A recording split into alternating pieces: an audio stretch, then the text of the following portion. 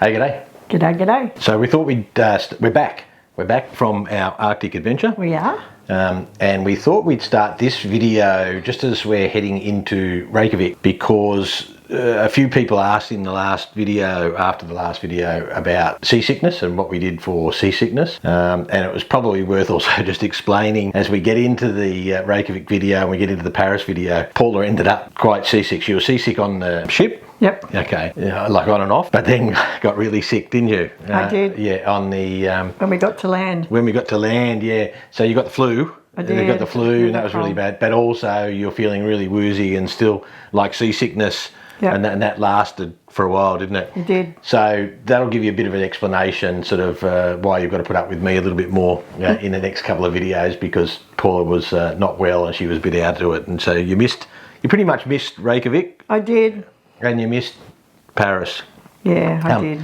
But anyway, people asked a little bit about seasickness and those sorts of things. So we thought we'd explain, and sort of Paula can sort of talk a little bit about what helped her a little bit with all of that. That both the ships we had, both in the Antarctic and the Arctic, were actually quite stable ships. No question, in the Antarctic, when you go across the Drake Passage, that can get you a little bit if you are prone to it, and even if you're not prone to it, if it's a rough Drake, that can deal with it. The Arctic, not so much, but if you're prone to seasickness, then then it just happens, doesn't it? Yep. Okay. If you want to do something like this, or any sort of travel for that matter, and you think you're a little bit prone, we did actually, before this trip, put some of this stuff into place to try to manage it. We did. So the first thing we did before we left is we went and saw I went and saw my GP, who prescribed some medication that would help, which was very good. We won't tell you what the doctor prescribed, because you've got to go and see your GP for that. Yeah, and it's different for everybody too. Some of these drugs are quite strong, right, and they can have counter indications to other things that you might have or be taking. So go and see them. But I think that there was something which actually helped a little bit with the wooziness. Yes. And then there was a really good drug which actually helped with the nausea, wasn't there, and that sort of stuff. And if you're not really prone, you can go to the chemist, but we'd suggest, if you're going to do a big trip like this and it's so important, go and see your GP, because you might want some medication. Yeah, so be preemptive. If you know you're going to be seasick, take it before you get on the boat or the ship, excuse me. Yeah, no, so it's critical that you don't wait until after you're sick. Yes. Yeah, because once you're sick, it's got you, hasn't it? It's got you, and it's much harder to recover. Yeah. If you're not sure and you haven't done any of those things, go and see the doctor on the cruise ship, because they will be able to advise you and give you what you need if there's something that they have for you. Yeah, and certainly these expedition cruise ships, they're actually quite well equipped in terms of a medical. You may actually have to pay for that medical consultation, but it's a relatively good price. And of course, don't forget to have your travel insurance just in case you need it. Once you actually started to feel a little bit off, I started having green apples. Yeah, green apples are really good, and ginger ale. I actually generally prefer ginger beer, but ginger ale is not so bubbly and it's more settling on the stomach. Yeah. So I found that much better. Yeah. So the stewards were stocking up the fridge. Yes, they were. Not with all the top shelf wine, were they? They were stocking up with ginger ale in our room. For you. Yeah, they were really good. Paula generally prefers red apples, but you had the green apples. Ginger ale. And what were the other things?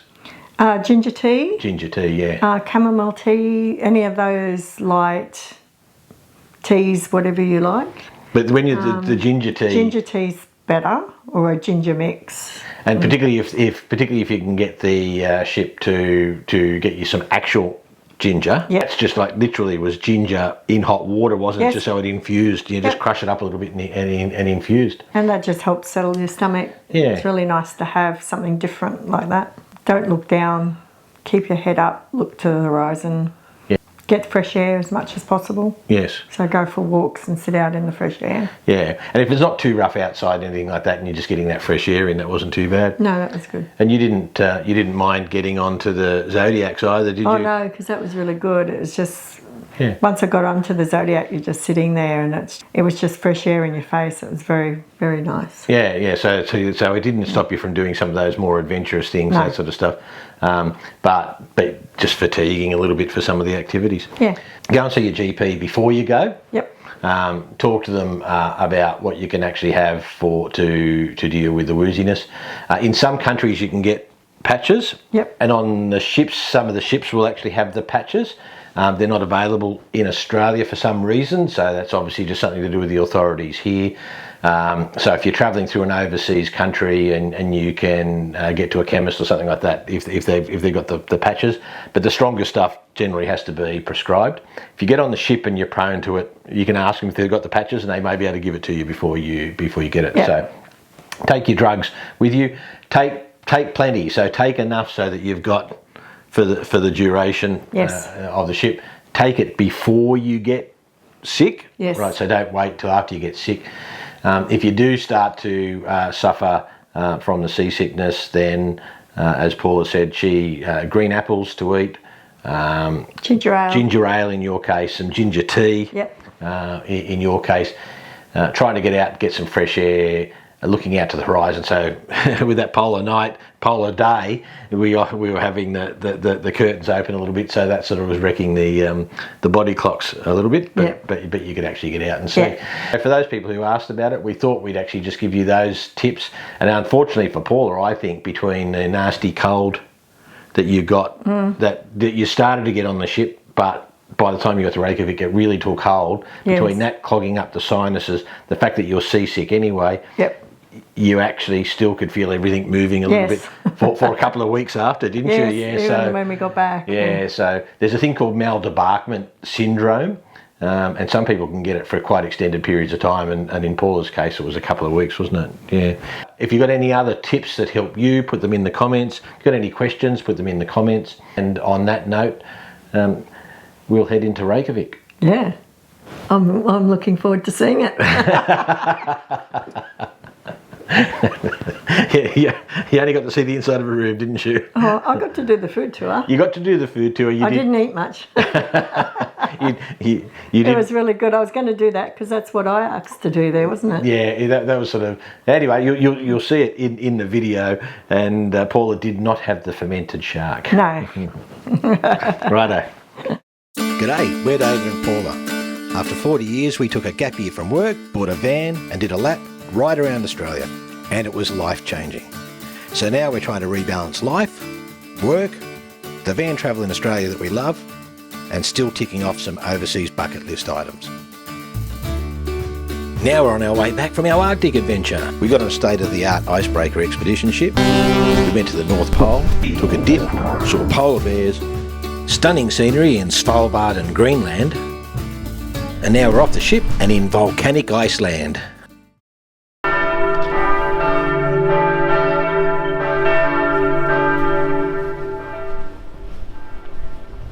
We're in Reykjavik. No, Reykjavik, that's it. Reykjavik. We're not excited yet because we're tired. And we've had sort of a massive bit over 2 weeks and massive 3 weeks travel, haven't we? Yeah. But what are we going to do now? We're going to go on a speed cruise to look at the Puffins. Yep. So let's see how it goes. I think we've got to get dressed up for that too, haven't we? Yeah. Well.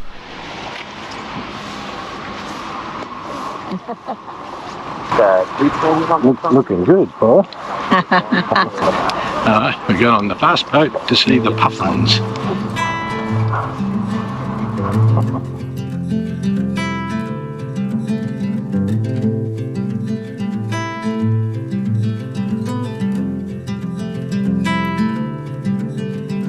Close your eyes, hear the voice within calling. This heavy load got under your skin, hauling. You got the white knuckles holding on it tight, keeping your feelings bottled up inside. Heading for collision in the night. To really live, you gotta die. Breathe in, breathe out. Hey, come alive.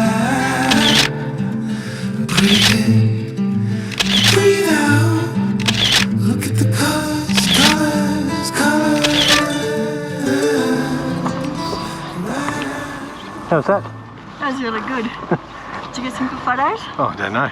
They're quick, aren't they? They're pretty quick. Lots of them, though. Yes. There's a lot more than I thought there'd be. Yes. Lots of puffins. All right, now we've got to get out of our clown suits. Yes. When we booked this trip, we thought, well, we'd get there and we probably wouldn't have lunch. We'd go and see the puffins. Yeah. And so we saw this very good Reykjavik food tour, and you get to see the town and those sorts of things. After 2 weeks on Commandant Charcot, we've had a lot of food. Yes. Anyway, we'll see how we go. It sounds like fun though. It's the concert hall, different building, isn't it?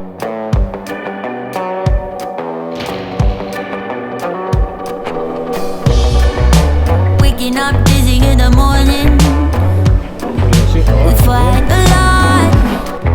Don't even know about what. I just want you to leave, darling. That's first course down. Yeah. I had the horse, Paula had the lamb. Yes, I had the lamb. She wouldn't eat the Very horse. nice. That's because in here they used to train falcons for the Danish monarchy. They used to take Icelandic falcons, train them in there to hunt, and then it's a very established place in Icelandic culture. So if you ask anybody, literally any generation, meet me by Solon, every single person will know exactly where to meet me. Full on clear your sinuses, okay? Then you're gonna raise your toothpick and you're gonna say the Icelandic cheers, skål, and then you eat the shark. But the thing about the fermented shark is that if you just swallow it whole and you don't really chew it, it doesn't really taste like much. Okay. And let me tell you, that's what pussies do. Okay. If you chew it 5 times, you get close to the real deal. The rule on my tour is you must chew it 10 times and then you wash it down with a shot of brennivin. Brennivin is the original Icelandic spirit and it translates to burning wine. A lot of people have asked me. Please do not drink it yet. You can take a little sip to know what it tastes like. Do not shoot it back. You need it after the shark. Sweet smells ammonia. Yeah. That's so wonderful. Oh my god. You're not gonna want to take a tiny bite. You're gonna want to do it. Raise your toothpicks again. We say skål, skål, and now chew it 10 times. Go. Okay. You tried. Have some soda, buddy. You got this. Full Viking. Full Viking. Viking.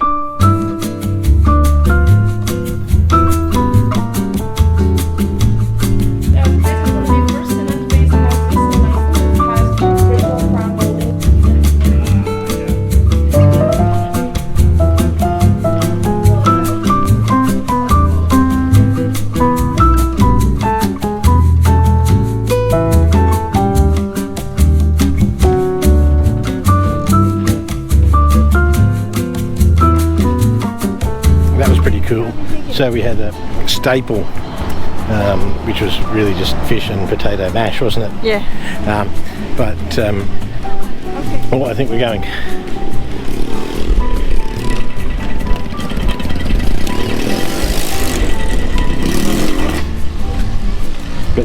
But the restaurant that we stopped at was the home of the first Prime Minister of Iceland.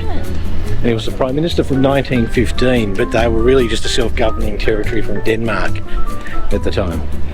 And during the Second World War, Denmark was occupied, Iceland wasn't.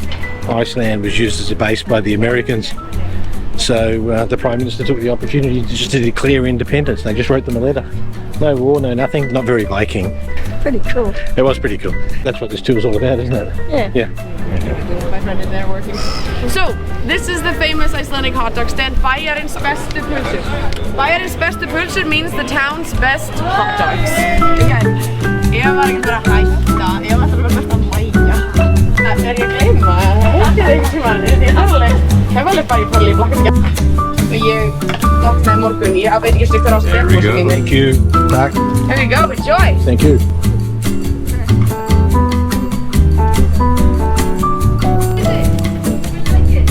So what's the verdict, David? Messy, but tastes like a hot dog. Actually different. Is it the best? It's pretty good. Pretty good. There you go. And he had all this money, and he was like, what to do with all this money? So he gathered it all and built this hotel, and then he lived there in the penthouse suite until he died. Yes, indeed. Now, Beyonce once stayed at this hotel. Pretty cool. This is where we're having dessert, and you guys are having a very traditional Icelandic pastry called hjónabandssæla, and that means happy marriage cake. That was a good trip though, wasn't it? It was good. Yes. It's a good introduction to just wandering around and sort of getting your bearings in town. We had the fermented shark, which you can leave. You can leave that, but it was worth the trip. We're just so tired, and fortunately for us, we were supposed to be touring tomorrow around the south coast. But they've postponed it for us, which is That's good. So tomorrow will be a rest lazy day. Yeah. On that note, there's our hotel. Yeah. Hey, g'day. It's a beautiful day in Reykjavik, and I'm going for a wander. I'm looking for a decent flat white coffee in Reykjavik. So we've sort of had a look, and the reviews are all over the place. There's quite a few coffee places, so we'll head to those. As you can see, Paula's not with me today. Unfortunately, she's been fighting off a cold, and she's a bit depleted for some seasickness on the ship, those sorts of things, and yesterday was exhausting, so she's just decided that she needs a rest. So we put off the tour we were going to do today. It would have been a lovely day to do it, but that's just life. We put the tour off, and they were very kind, and they rebooked it for tomorrow. So she wants to do that, so she wants to try and feel better. So today she's on the cold and flu tablets and just trying to rest up.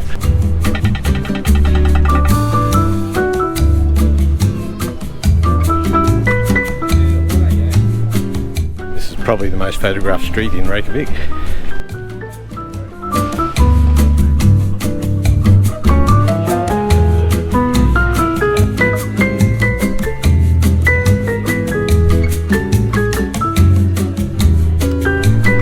Passable flat white. They like Land Rover Defenders here in Iceland. We've seen heaps of them.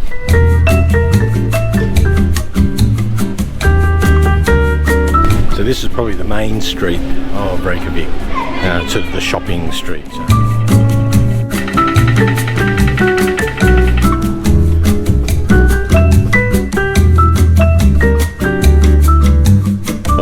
Back, see how Paula's travelling, but the one thing I've really noticed is, we've been nearly 3 weeks travelling, and over 2 weeks on our Polar expedition, and now we're just getting used to people again. Lots of people, traffic, and Reykjavik is only small, but traffic lights and a bit of traffic and lots of people. And very, very popular destination. People around Europe. And a lot of direct flights from the United States, so a lot of Americans as well.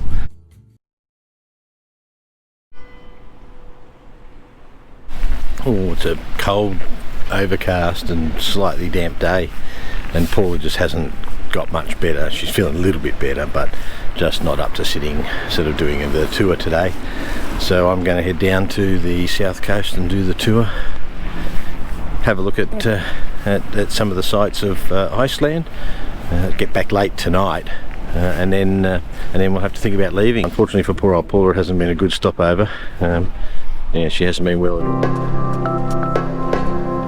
all. So this trip, we come down to the glacier. I put the name up because I can't pronounce it, but it looks black and white. It's not dirty. There was an eruption a long time ago, a volcano, and it put a layer of ash over the top of the glacier, and so of course that's just moved it down the glacial valley, and so you've got the ice there's the compacted snow and ice of the glacier mixed in with layers of volcanic ash, so you get this black and white. Yeah, so one of the things about Iceland is it's got its rules, and some quite strict rules. In places like this, you've got the viewpoint, the public viewpoint, and then after that they say you can go closer. You just got to do it at your own risk. Yeah, I like that. It's the way it should be. I mean, there's always silly people who do silly things. So, within reason, we shouldn't be dumbing the place down to the lowest common denominator.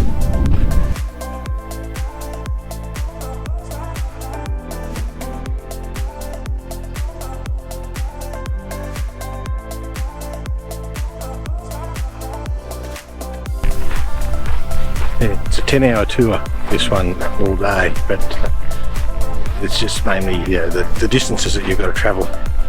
I think that's a good 2 hours from Reykjavik just to get to this location. Then we'll work our way back and have some lunch and then go to the falls and then do the long leg back. So there's a fair bit of travel involved in it for a day trip. We stopped briefly through Vik and heard the legend of the 3 trolls who turned to stone.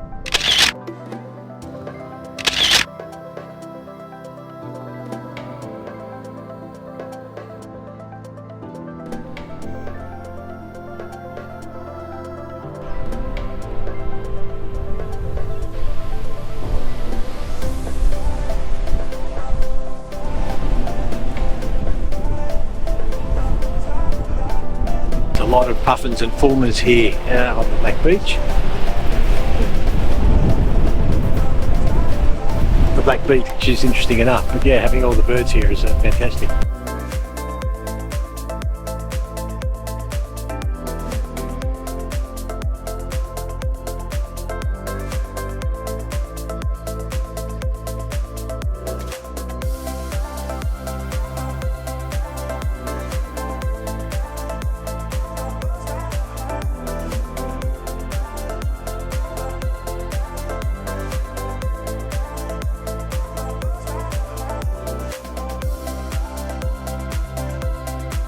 Of course, it's a volcanic beach, but like it's Black Beach, and it's a beautiful ocean vista. But the beach itself to me is nowhere near as impressive as all the bird life in and around the cliffs. It's well worth coming, but only because you're coming to see the other things around the south coast, in my view. I mean, otherwise it's a black volcanic beach. It's a little bit like some of the killer waves that we get along the West Australian coast in particular. You get these sneaker waves here. They're just sort of, they're irregular, and you get plenty of warnings. We're on a yellow warning today. That just sort of tells you the area is not to go. But apparently people do get caught here all the time. After a spot of lunch, we had some time up our sleeves, so we got a bonus stop and got to see some more puffins.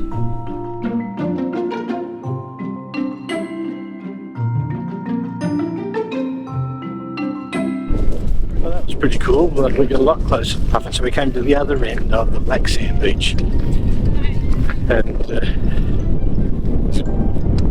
And there's a number of puffins here nesting in the end, so some great photos and a bit of video. Anyway, it's starting to get cold, so heading back to the bus.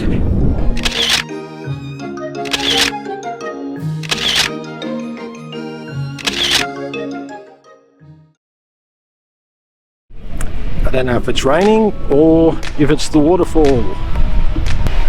This is Skogafoss. This is sort of one of the Instagram spots of Iceland.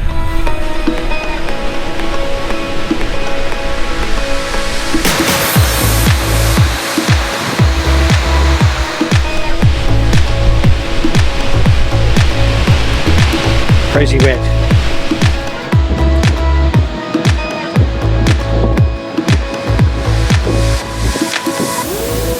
The tour's got 3 hours to go and I'm drenched. Top's fine, I've got another layer. But I really should have put those waterproof pants on. There's a lot of moisture in the air. sort of got to look after the good camera too. So yeah, anyway, it's stunning place, but a lot of people. It's a very popular site. A lot of people go climbing up. I thought about it. I wasn't quite sure whether you get the sense from on top as underneath, so I just chose to spend more time down underneath, and now I've got wet jeans to show for it.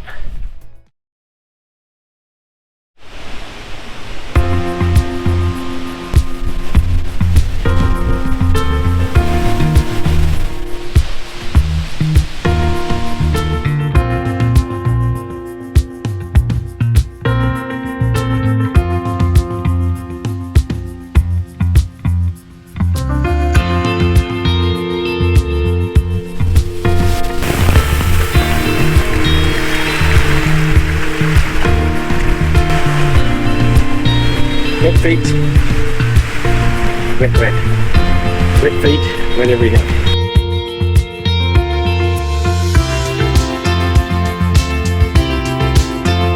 You can go then in behind the waterfall, but one end has got one of the other streams coming down through the track.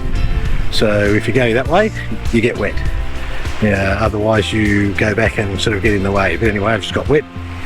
The dead cat mic is wet, the GoPro is wet, the gear is wet. Anyway, it was time to get back on the bus, take the 2-hour drive past all the geothermal activity back to Reykjavik, check to see how Paula was going, pack and get ready for the next leg.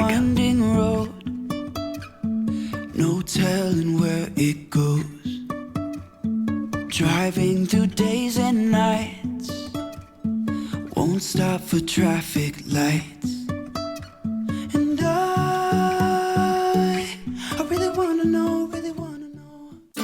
It's really knocked her about. I mean, she's effectively missed Reykjavik and missed a good chunk of Paris. With Paula unwell in Paris, we have to change our plans, cancel our trip to Normandy.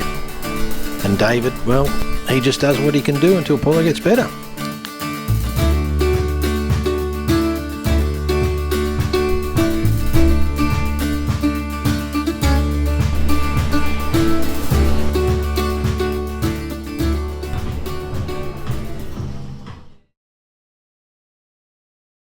Again, thanks for joining us. Please don't forget to like and subscribe, and remember, 100% of our YouTube advertising revenue goes to charity.